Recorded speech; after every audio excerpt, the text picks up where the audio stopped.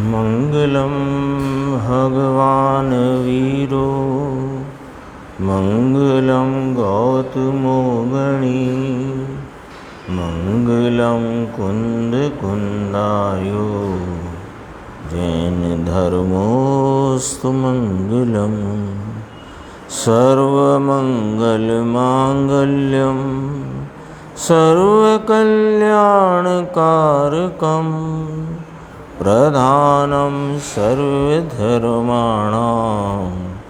जैनम जयतु शासनम। मैं नमो तीर्थनायक को, नमो ओंकार वाणी को, नमो उन कुंद प्रभु को जिन्होंने ओंकार धारण की। अहो उपकार जिनवर का, कुंद का दिव्य वाणी का, जिन कुंद ध्वनि दाता उन कहान स्वामी का।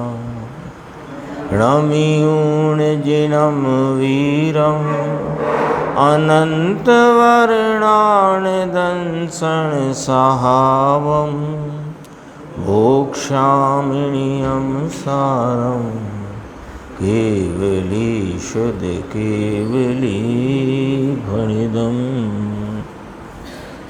नियम सारजी परमागम ग्रंथ के निश्चय परम आवश्यक अधिकार की अपनी स्वाध्याय चल रही है और अभी जो पूज्य गुरुदेव श्री का व्याख्यान अपन सुन रहे थे उसमें विषय वहाँ से चला है, वो सबके ख्याल में है कि यह जो चैतन्य वस्तु है, जो आलम्बन भूत द्रव्य है, जो दृष्टि का विषय भूत आत्मा है, उसमें तो सब ही भेदों का निषेध है। समस्त कारकों का, उसके अनंत धर्मों का, अनंत गुण भेदों का, पर्याय भेदों का, सब का निषेध है। एक रूप अभेद जिसमें भेद की गंध नहीं, ऐसा वह चैतन्य परमात्मा, वह दृष्टि का विषय भूत आप रूपता करने योग्य चैतन्य वस्तु आप है। ये सो कहा कि यह जो चेतन वस्तु है इसका चेतन लक्षण है, चैतन्य यानी चेतना इसका लक्षण है। अब ये चेतना इसका लक्षण है और ये वस्तु एक रूप अभेद है और चेतना के दो भेद कहे, ज्ञान और दर्शन। तो शिष्य ने प्रश्न किया, यहाँ से शुरू हुई थी बात। शिष्य ने प्रश्न किया कि साहेब आत्मा तो चैतन्य लक्षण वाला एक अभेद वस्तु तत्व है और इसकी जो चेतना है, जो इसका लक्षण है, उसमें दो रूपता है, तो आत्मा फिर एक रूप ना रहा, दो रूप हो गया, ज्ञाता रूप, ज्ञाता दृष्टा, ज्ञाता दृष्टा, ऐसे दो रूप हो गए। तो ये दो रूप हो जाने से तो फिर यह वो उसमें जो अभेद भाव है उसमें तो फिर भेद खड़ा हो गया कि नहीं, ऐसा नहीं है। उसकी चर्चा है, देखो अपन देखते हैं 157 पेज पे, पूरे प्रवचन में उसी की चर्चा थी, तो अपन थोड़ा सा देखते हैं। देखो 157 में करीब 7 पंक्ति छोड़ के देखना, इसका उत्तर दिया। देखो प्रश्न आया था, मैं प्रश्न पढ़ता हूँ यहाँ से और फिर उसके उत्तर में भी प्रश्न है। 154 पे है, देखो प्रश्न बीच में। यहाँ देखो शिष्य का प्रश्न कैसा है।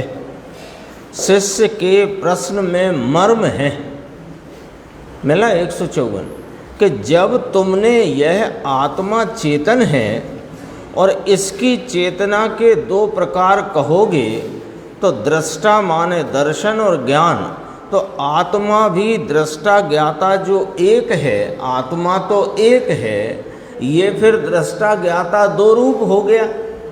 तो वो जो आपने कहा था कि इस अभेद एक रूप तत्व में भेद की गंध भी नहीं है, तो फिर ये तो दो भेद खड़े हो गए। प्रश्न बराबर समझ में आता है। पूछते हैं गुरुदेव, समझना चाहिए ना बापू, यह ऐसे के ऐसे मान लेना ये कोई वस्तु है क्या? जिन शासन में जितनी व्याख्या है आगम की अध्यात्म की दोनों ही, कोई भी चीज़ आराम से न्याय से युक्ति से समझने वाली है ना। कई विषय ऐसे हैं जिन्हें सर्वज्ञ की आज्ञा प्रमाण मानना, जैसे सुमेरु पर्वत की ऊंचाई, लवण समुद्र की चौड़ाई इत्यादि विषय हैं, वो ठीक है। लेकिन जो 6 द्रव्य 7 तत्व 9 पदार्थ कहे, जो मूल भाव कहे, मूल वस्तु के भाव कहे, और उसमें प्रयोजनभूत एक यह शुद्धात्मा कहा, तो इसके विषय में तो खरेखर बराबर युक्ति और न्याय के द्वारा वह विषय अपने को खूब मंथन करके, भले हमें गुरुदेव जैसे ज्ञानी उपदेशक मिले, हमारे गुरु मिले, जो सब बात को बहुत एकदम से स्पष्ट करके देते हैं, फिर भी उसको भी उनके ही द्वारा बताए गए न्याय आदि का अपने में विचार मंथन करके निर्णय करना चाहिए। अभी अपन पहुंचते हैं वहीं जो चर्चा अपन ने कही थी, कौन सा पेज था, 157। देखो, इसका उत्तर कहते हैं कि चेतना 2 प्रकार कही, ज्ञान और दर्शन, तो ये 2 रूपता को उल्लंघन नहीं करती, क्योंकि यह चेतना का स्वरूप ही है। यानी एक जवाब सीधा सच्चा तो ये हो गया। लेकिन प्रश्नकार ने कहा कि वो ठीक है साहब, इसका स्वरूप 2 रूप है, लेकिन ये 2 रूपता में तो आत्मा 2 रूप हो गई ना, ऐसा प्रश्न किया। तब उसका उत्तर देते हैं, प्रत्येक वस्तु सामान्य विशेष है। ये चेतना का स्वरूप क्या कि प्रतिभास करना, जानना, प्रतिभासना, प्रतिभास करना इसका स्वरूप है चेतना का। तो जब प्रतिभास करना इसका स्वरूप है, तो ये किसे प्रतिभास करे कि स्वयं पर पदार्थों को प्रतिभासने वाली है चेतना। तो जितने जगत में पदार्थ हैं वे सामान्य विशेषात्मक हैं, ये जवाब है इसमें। देखो, आत्मा भी सामान्य विशेष है, यानी स्वयं वस्तु भी सामान्य विशेष है, और प्रत्येक वस्तु सामान्य विशेष है, तो चेतना भी सामान्य विशेष स्वरूप है। ये सामान्य विशेष को प्रतिभास करने वाली, जानने वाली भी जैसा सामान्य विशेष वस्तु है, ऐसी यह जानने वाली चेतना भी सामान्य विशेष 2 रूप से है। यानी क्या कहा कि चेतना प्रतिभासने वाली है। जानना शब्द का प्रयोग अपन समझने में कर सकते हैं, पर जानने का प्रयोग यूँ नहीं कर रहे कि इसमें अवलोकन और जानना दोनों शामिल हैं चेतना में, दर्शन ज्ञान। तो प्रतिभास शब्द लिया, वो कॉमन है, प्रतिभासना, अवलोकन रूप प्रतिभासना और विशेष जानने रूप प्रतिभासना। तो प्रतिभास कॉमन शब्द है। तो अपन चेतना एक शब्द से कही तो चेतना का स्वरूप प्रतिभासने वाला है। तो प्रतिभासती है किसको कि स्वयं पर पदार्थों को। तो जैसे स्वयं पर पदार्थ हैं वैसा ही इसका स्वरूप है। स्वयं पर पदार्थ सामान्य विशेषात्मक हैं, वो सामान्य विशेषात्मक है, तो उनको जानता हुआ या प्रतिभासता हुआ जो चेतना है वह भी सामान्य विशेष स्वरूप है। ये इसमें लॉजिक है, ये इसका न्याय है। और स्पष्ट करेंगे। देखो, फरी ने शिष्य का प्रश्न हुआ है कि चेतना कहकर तुमने 2 भाग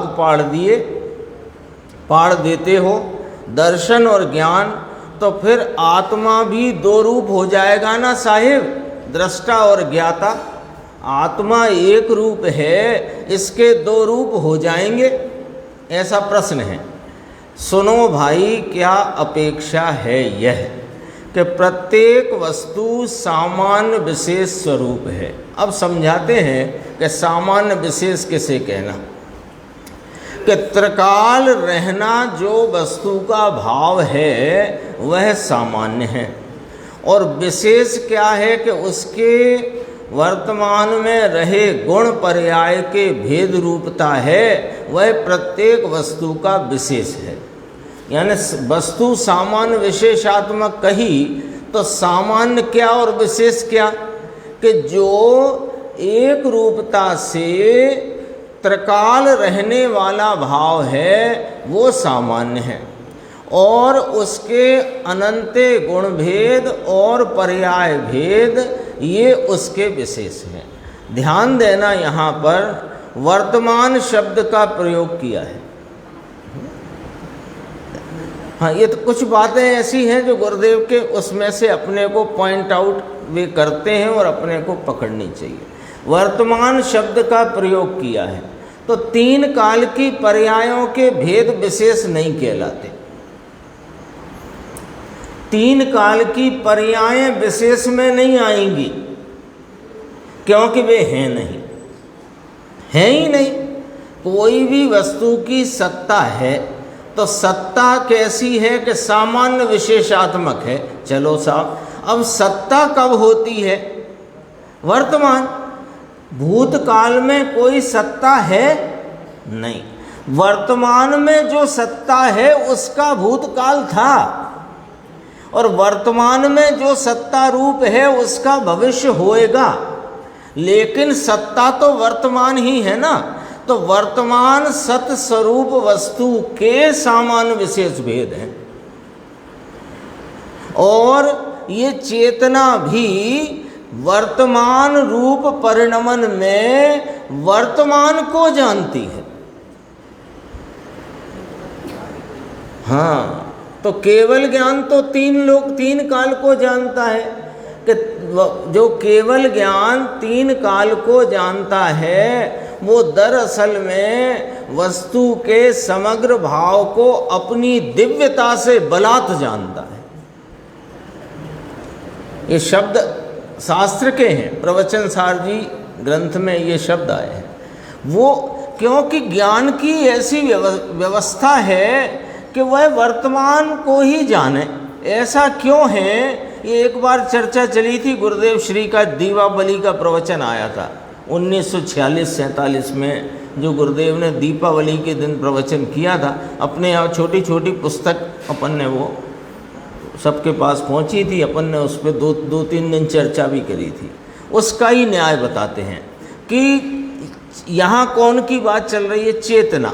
चेतना प्रतिभासने वाली है, तो प्रतिभासने वाली चेतना वर्तमान में चेत रही है। तो वर्तमान में क्या चेत रही है कि स्वपर पदार्थों को चेत रही है। स्वपर पदार्थ जानने में आ रहे हैं ना, अपन जानना कह करके समझने में आसानी हो जाएगी। तो स्वपर पदार्थों को जान रही है, तो वे जो पदार्थ हैं जिन्हें जानती है चेतना, वह पदार्थ कौन है कि वे निमित्त हैं और ये नैमित्तिक है। ये बस ये सामने रखा ना मेरे टैबलेट, तो ये टैबलेट जानने में आया, तो जानने में आया, तो ये जो जानने में आया वो ज्ञेय कहलाया और जानना ज्ञान कहलाया। तो ज्ञेय और ज्ञान में कौन सा संबंध है? निमित्त नैमित्तिक संबंध है।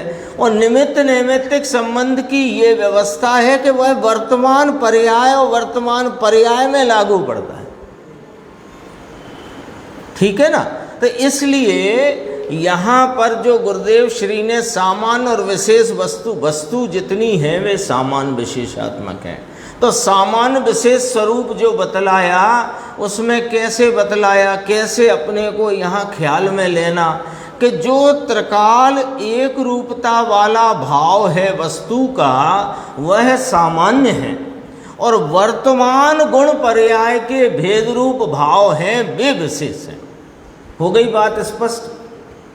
आगे देखो, तो जब प्रत्येक वस्तु सामान्य विशेष रूप है, तो उसको जानने वाली चेतना भी सामान्य विशेष रूप है।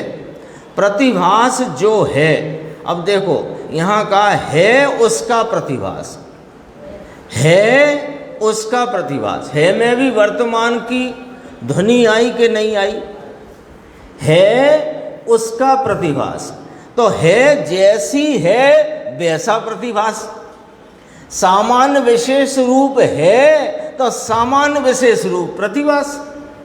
ये लॉजिक है। वस्तु कैसी है कि सामान्य विशेष स्वरूप, तो जैसी है वैसा यहाँ प्रतिभासती है यह वर्तती हुई चेतना। तो जैसी है माने कैसी है कि सामान्य विशेष है, तो सामान्य विशेष है तो सामान्य विशेष चेतना। जो वस्तु है ये वहाँ के वहाँ रही, किंतु इसका प्रतिभास करने वाली चेतना भी दो रूप से है। दो रूप माने सामान्य विशेष। सामान्य माने सामान्य प्रतिभास दर्शन, विशेष प्रतिभास ज्ञान। तो दर्शन ज्ञान दो स्वरूप हैं। इसलिए वस्तु भी सामान्य विशेष है, उसको जानने वाली चेतना भी सामान्य विशेष है। ये लॉजिक रखा। और इसमें यह कहीं भी अपने को ये कोई भ्रांति न हो जाए कि वस्तु है इसलिए यहाँ प्रतिभास होता है। ये नहीं है, ये वाली बात यहाँ सिद्ध नहीं हो रही है। क्या ये अभी यहाँ गुरुदेव ने बोला जो है उसका प्रतिभास, सो वो है सो यहाँ प्रतिभास है कि ऐसा नहीं है, ऐसा नहीं है। वो स्वाधीन परिणमन है चेतना का।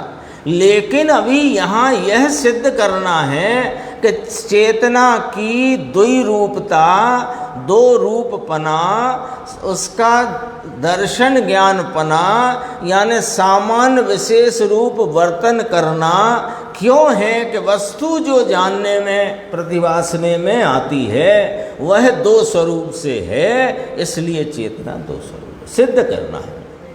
इसके आगे जो विषय चला वो विषय ये था कि यदि यह चेतना जो कि द्वैरूपता का उल्लंघन करती नहीं, यानी दर्शन ज्ञान रूप भेदों का उल्लंघन यह चेतना कभी करती नहीं, यदि ऐसा मानेंगे तो दो दोष खड़े होंगे। वो दो दोष की भी चर्चा आई थी और यद्यपि वो कल जो कलश चलेगा 183 उसमें भी आएगी, तो अपन उसकी चर्चा वहाँ पर करेंगे। अभी अपन कारण कार्य नियम में अपना 264 नंबर का कलश है, उसकी स्वाध्याय उसका अपन यहाँ प्रारंभ करते हैं। पेज नंबर 228 है।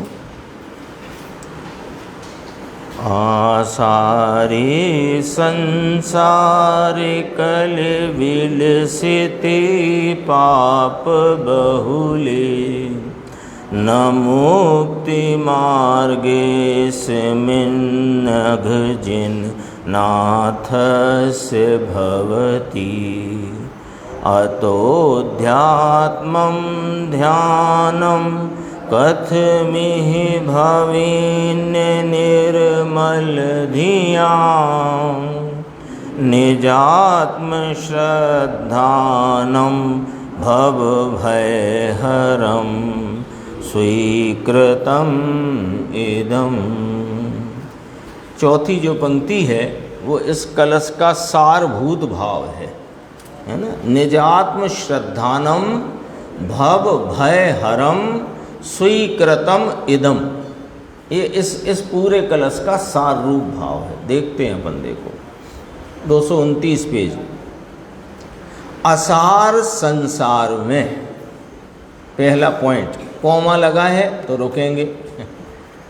असार संसार में, तो पहले ही मुनिराज पद्म प्रमलधारी देव कहते हैं कि अब तक तो तुम भी समझ गए होगे कि ये संसार असार है, और हम तो कह ही रहे हैं। हम क्या कह रहे हैं? मुनिराज कहते हैं कि सर्वज्ञ देव की परंपरा में जो श्रुति चली आई, जो श्रुत चला आया, उसमें इस संसार की असारता का स्पष्ट खुलासा किया गया है, और आपने हमने उसके द्वारा इस संसार की असारता को जाना है।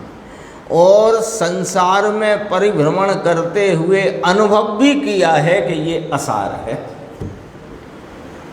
तो कितनी बात कही कि असार संसार में, यानी ये विमल जी भाई साहब क्या पहली ये शर्त लगा दी, पहली शर्त लगा दी कि आपको यह संसार असार लगता हो तो हमारी बात सुनो, और संसार में मजे पड़ रहे हों तो उसमें तुम इतने प्रवीण हो कि हमें कुछ नहीं कहना।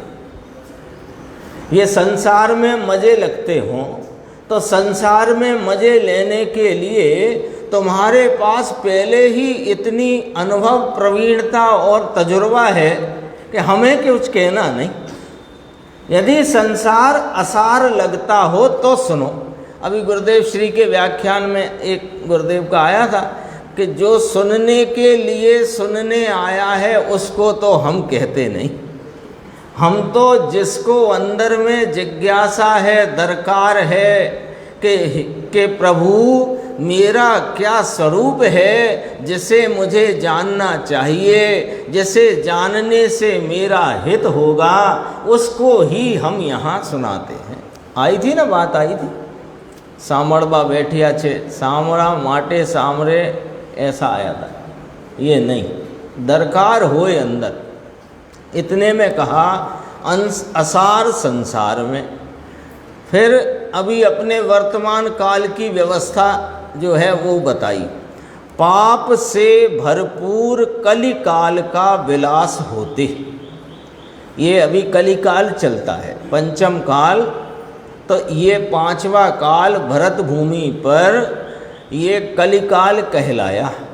तो पाप से भरपूर है ये, इसमें पाप का विस्तार बहुत है। और तो उसका विलास होते माने वही पाप से भरपूर पांचवा काल भरत क्षेत्र में, इसके विलास में इस निर्दोष जिननाथ के मार्ग में मुक्ति नहीं है।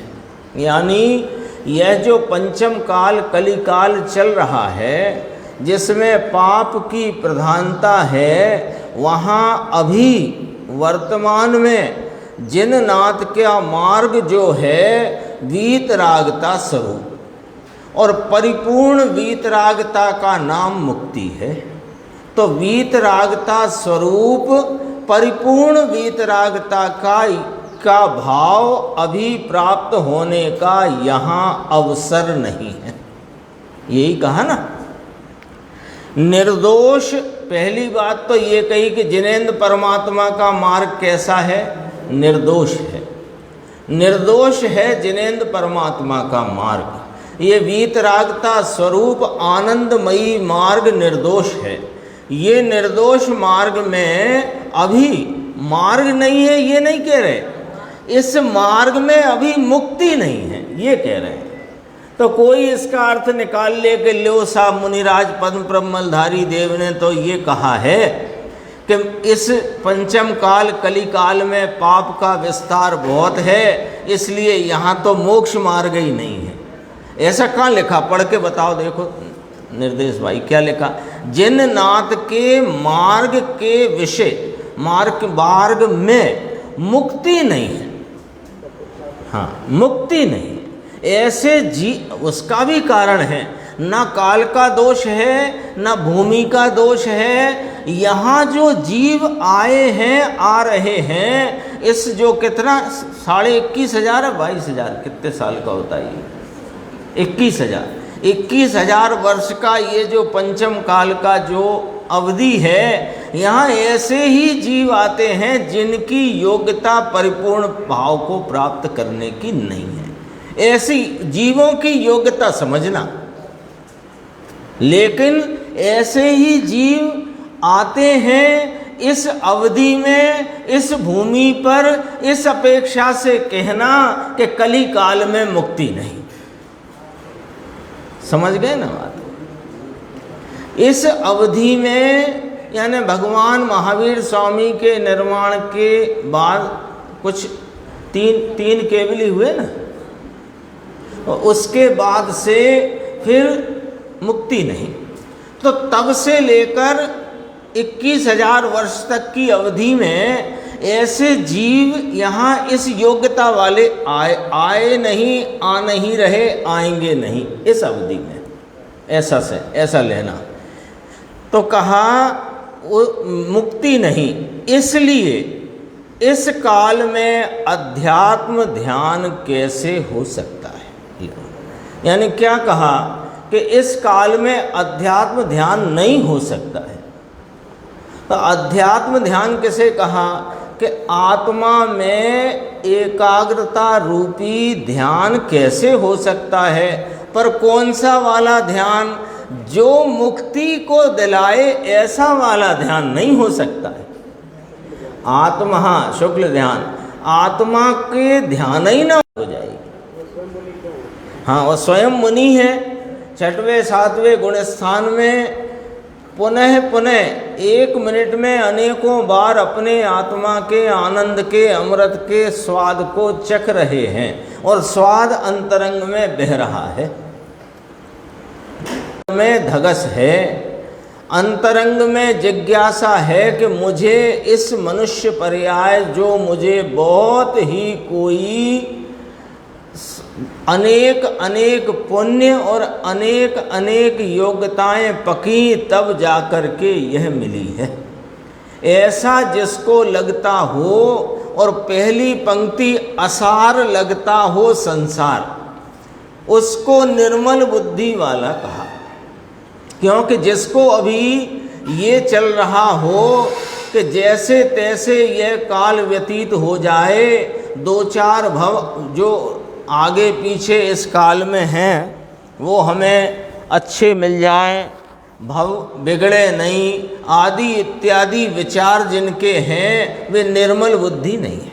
समझना जरा अच्छे से कि जिन्हें भव बिगड़ने की चिंता है और अच्छे भव मिले ऐसी अभिलाषा है, वास्तव में उसे निर्मल बुद्धि वाला नहीं कहा। लो, पूरा उपदेश तो इसी बात का चल रहा है पूरी दुनिया में कि भैया ध्यान रखना, भव ना बिगड़ जाए, अच्छी देवादिक गति मिले, ऐसे काम करना, काम नाम ऐसे परिणाम करना, यही तो उपदेश चल रहा है चारों ओर। और यहाँ कह रहे हैं कि जिसने ऐसा विचार किया है या जो ऐसी सोच रखता है कि आगे के भव ना बिगड़ें और अच्छे भवों की प्राप्ति होए, उसे निर्मल बुद्धि वाला नहीं कहा, उसे मलिन बुद्धि वाला कहा। अब कहो कि सिद्ध करके बताना पड़ेगा, ऐसे थोड़ी आपने कह दिया कि देखो जो भव हैं वे नहीं बिगड़ेंगे या अच्छे भव मिलेंगे, वे काय से मिलते हैं। अपन तो इस पे विचार कर लेते हैं। आत्मा के आलंबन से, आत्मा के ध्यान से भव मिलते हैं कि शुभ अशुभ परिणामों के फल में भव मिलते हैं। राकेश भाई, काय में मिलते हैं भव? आत्मा के निर्मल परिणाम के फल में मिलते हैं कि शुभ अशुभ मलिन परिणाम के फल में मिलते हैं। तो मलिन परिणाम के फल में मिलने वाले हैं, उन मलिन परिणाम के रसिया हुए ना तुम। यदि तुम आगे के भव न बिगड़े और अच्छे भव मिले ऐसी अभिलाषा वाले हो, तो तुम वास्तव में मलिन परिणाम के अभिलाषा वाले हो। लॉजिक से है कि नहीं राकेश जी? बात समझ में नहीं आए तो आप पूछ लेना, ऐसी बात नहीं है। निर्मल बुद्धि शब्द डाला, उसका अर्थ करते हैं अपन। निर्मल बुद्धि किसे कहा कि जिसे यह संसार असार लगता हो और इस संसार की असारता को जानकर वह 4 गति के परिभ्रमण में नहीं जाना चाहता, और अपने आत्मा के अतीन्द्रिय स्वाभाविक आनंद को प्राप्त करना चाहता है, निर्मल भाव को प्राप्त करना चाहता है, वो निर्मल बुद्धि वाला है। और जो भवों का अभिलाषी है, चार गति में कुछ गतियों से डरता है और कुछ गतियों का अभिलाषी है, तो वह किस भाव का अभिलाषी हुआ? पुण्य पाप मलिन भाव का। तो जो मलिन भाव का अभिलाषी वह निर्मल बुद्धि वाला कैसे हुआ? मलिन बुद्धि वाला हुआ। देखो, निर्मल बुद्धि वाले क्या करते हैं कि भव भय का नाश करने वाली, जो भव भय को ही मिटा दे, ऐसी इस निजात्म श्रद्धा को अंगीकृत करते हैं। अब 5वां काल है, मुकेश भाई भरत क्षेत्र है, अभी क्या करें तो क्या करें? भव भय को मिटा देने वाली इस निजात्म श्रद्धा को अंगीकार करो, जिनेंद्र परमात्मा के निर्दोष मार्ग में प्रवेश करो और जितना पुरुषार्थ हो उतनी स्थिरता प्राप्त करो। अभी भी 5वें काल में भरत क्षेत्र में 3 कषाय चौकड़ी की अभाव रूप मोटी स्थिरता वीतरागता प्राप्त हो सकती है, भले मुक्ति नहीं है कि नहीं?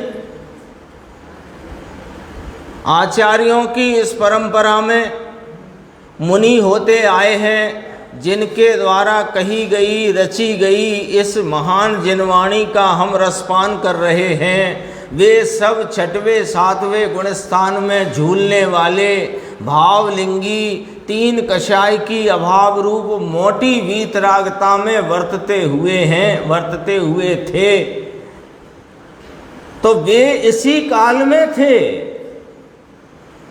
तो भावलिंग हो सकता है तो सम्यक दर्शन क्यों नहीं हो सकता?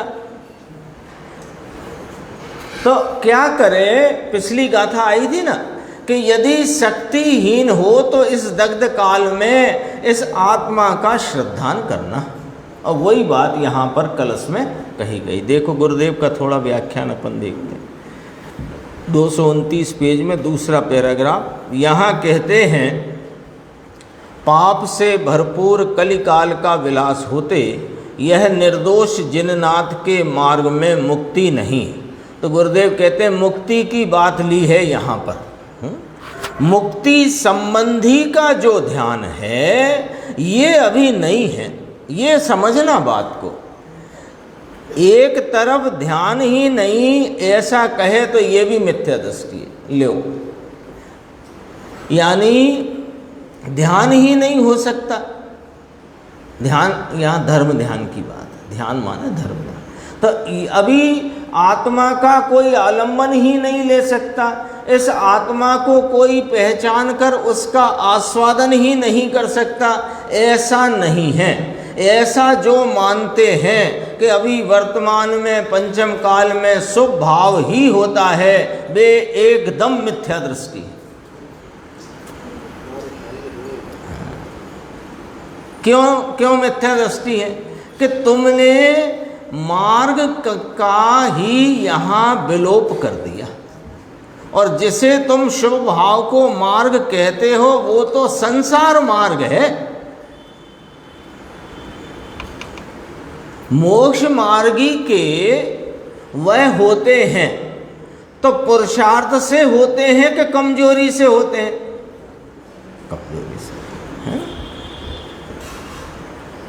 और वे मार्ग या वे भाव, उनका फल मोक्ष है कि संसार है? भले मुनिराज के 5 महाव्रत हों, वे उनका फल संसार है कि मुक्ति? अपने को लगता है ना, देखो एक बात कि चरणानी योग में जो 5 महाव्रत और 13 प्रकार का चारित्र, 28 मूल गुण आदि, श्रावक के संदर्भ में 12 व्रत आदि, जो व्यवहार चारित्र कहा, उसे चरणान योग से तो चारित्र जानो, भले वो द्रव्यान योग में ना हो चारित्र, तो समझ लो उस बात को। देखो, उसे चरणान योग में अलग प्रकार का चारित्र कहा है और द्रव्यान योग में अलग प्रकार का चारित्र कहा है, ऐसी बात नहीं है। चरणान योग में भी आत्मा के आलम्बन में वर्तने वाली एकाग्रता लीनता को ही चारित्र कहा है, लेकिन उस चारित्रवंत के जो अभी स्वरूप स्थिरता नहीं है, तो जो परिणाम और वृत्ति होती है उसका वर्णन किया है और उसको चारित्र व्यवहार से कहा है। तो जब चरणानी योग यह कह रहा है कि ये व्यवहार चारित्र है, तो व्यवहार तो साथ में एक लाइन अपने साथ लेकर के चलता है कि ये व्यवहार चारित्र है, यानी यह चारित्र नहीं है, कहने में आया है। समझ गए? तो चरणानी योग वाला चारित्र जुदा होए और द्रव्यानी योग वाला चारित्र जुदा होए, ऐसा नहीं होता है।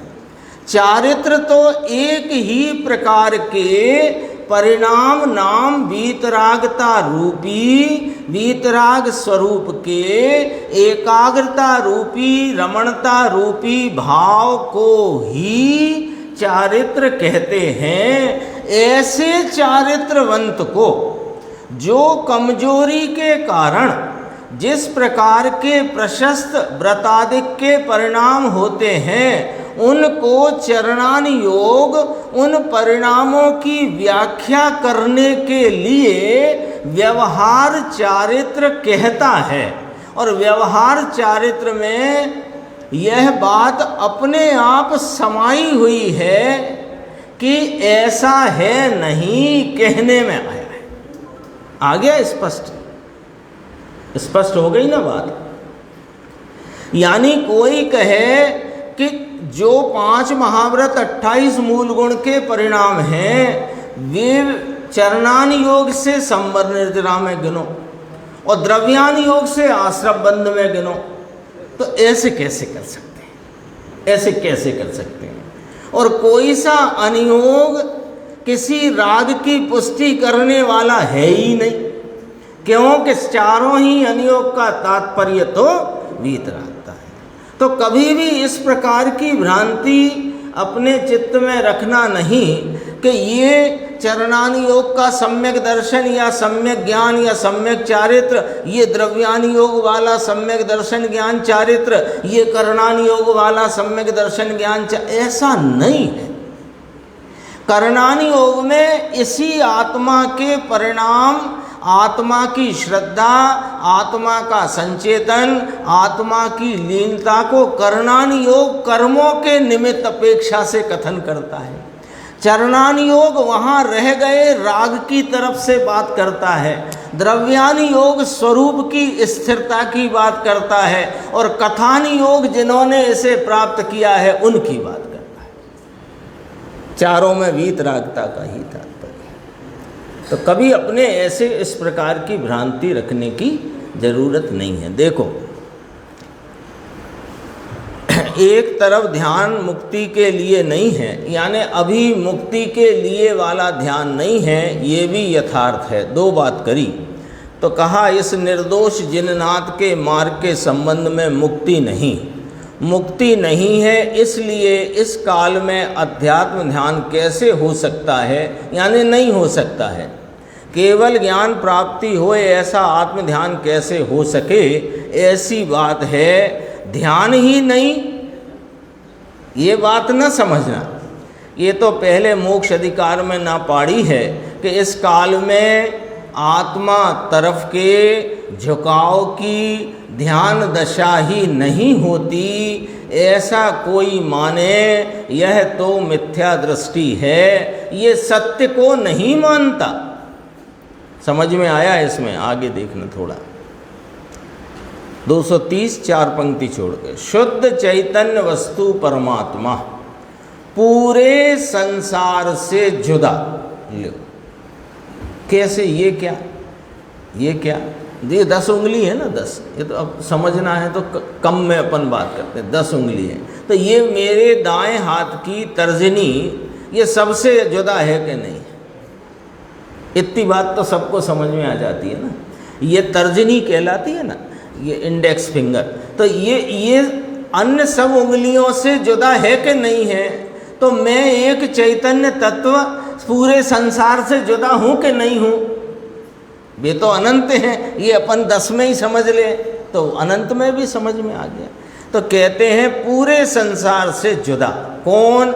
शुद्ध चैतन्य वस्तु परमात्मा, यानी यह मैं निज आत्मा। ऐसी चीज का भान, इसका ध्यान इस काल में नहीं, ऐसा जो माने ये भी झूठा है। ऐसा जो मुक्ति का इस काल में, चूंकि मुक्ति नहीं है इसलिए इस काल में अध्यात्म ध्यान यानी मुक्ति संबंधी का अध्यात्म ध्यान, यानी ऐसा आत्म ध्यान जो मुक्ति रूपी भाव की उत्पत्ति करे या जिससे मुक्ति रूपी भाव प्राप्त होए, वो नहीं है। देखो दोनों ही प्रवचन यानी दोनों ही सूत्र कुंद-कुंदाचार्य के हैं। मोक्ष पाहुड़ में ऐसा कहा कि अभी कोई कहता है कि अंदर दृष्टि चैतन्य मूर्ति में एकाग्र हो सकती ही नहीं, ऐसा कोई कहे। ये मोक्ष पाहुड़ में डाली है बात कुंद-कुंदाचार्य देव ने कि कोई ऐसा माने कि अंतर्दृष्टि माने उपयोग की अंतरोन्मुखता द्वारा शुद्ध चैतन्य स्वरूप आत्मा का की एकाग्रता हो ही नहीं सकती, तो कहते हैं कि ऐसा नहीं है। शुद्ध सागर दिगंबर के आचार्य साधु वे कहते हैं अभी तो शुभ भाव ही होता है।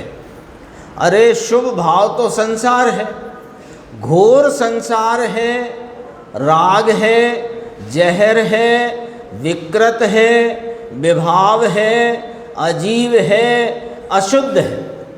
कौन? शुभ भाव है। तो आगे की तो जो है उसकी तो ध्यान रखना ना। अपन ने शुरू करी बात कि निर्देश भाई बहुत विनयशील हैं, अभ्यासी हैं, जिज्ञासु हैं। अब नाम निर्देश का भूल गए और सब याद रह गए। ये ध्यान रखना। शुभ भाव क्या है? संसार, घोर संसार, राग है, जहर है, विकृत है, विभाव है, अजीब है, अशुद्ध है।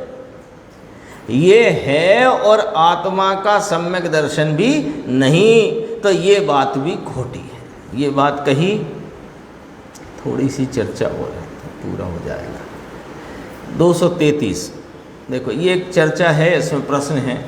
मतलब यद्यपि अपन इस बात को गुरुदेव ने भी स्पष्ट किया, अपन ने भी देखा कि निजात्म श्रद्धान ही कर्तव्य है। ये 154 गाथा में आया था। यहाँ भी यही वाली बात कही कि इस असार संसार में निर्मल बुद्धि वाले तो भव भय को हरने वाली निजात्म श्रद्धा को ही अंगीकार करते हैं।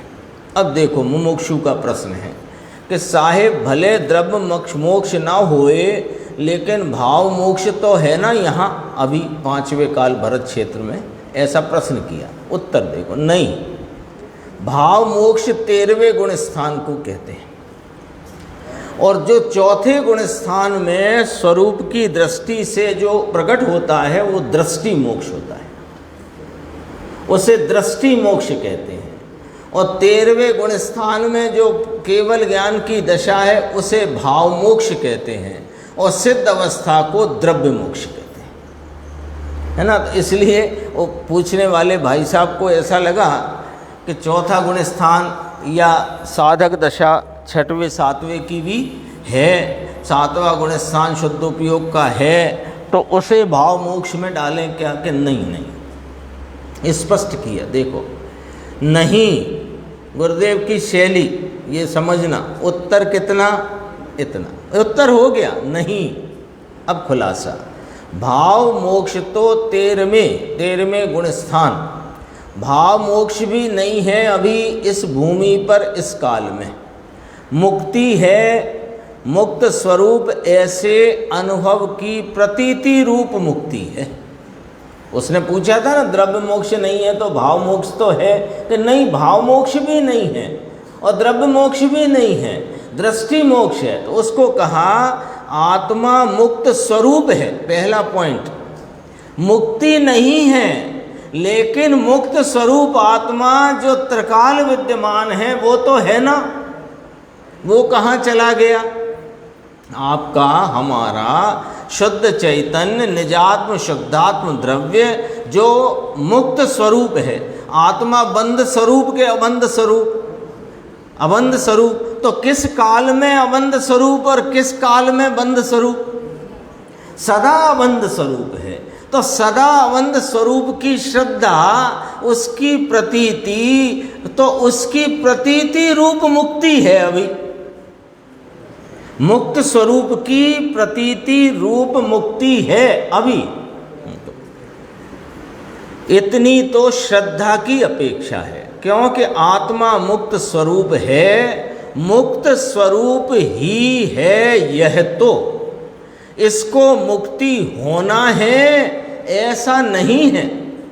मुक्ति तो अवस्था का नाम है, वस्तु तो मुक्त स्वरूप है। ये तो पर्याय में मुक्ति और बंध है, स्वयं तो मुक्त स्वरूप भगवान है। इसकी मुक्ति होना है ऐसा है नहीं। किंतु यहाँ तो कहते हैं कि पूर्ण मुक्ति जो पर्याय में होए, ये मुक्ति का अभी अभाव है। ये मुक्ति के लिए जो ध्यान चाहिए, इस ध्यान का अभाव है। समझ में आता है? भाषा तो सादी है किंतु भाव जरा अटपटा है। अटपटा क्या है? एक तरफ कहना के ध्यान नहीं और एक तरफ कहना के आत्मा का ध्यान है। इसमें आगे 155 गाथा की चर्चा अपन आगे स्वाध्याय में लेंगे। शुद्ध स्वरूप अविनाशी में